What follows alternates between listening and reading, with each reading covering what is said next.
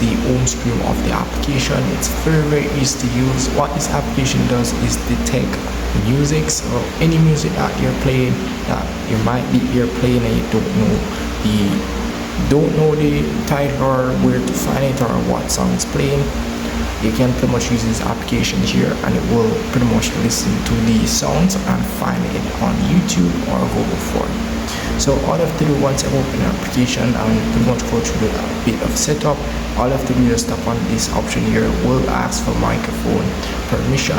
Just tap on OK and allow those features and you're pretty much good to go. And once you do tap on it, it will start searching. I can't enable that feature because it will pretty much disable my mic and I won't be speaking to you. So that's how you use the application. So it's very easy.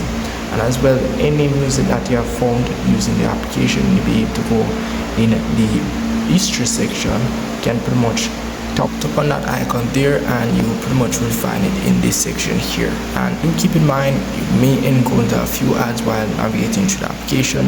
So if you want to get or remove the ads, you can get their premium subscription that they offer. You can just tap on the option at top here.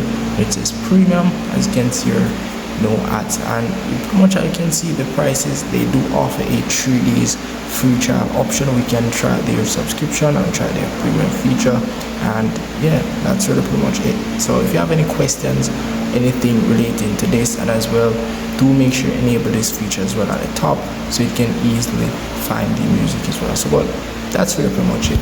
See you guys in the next one.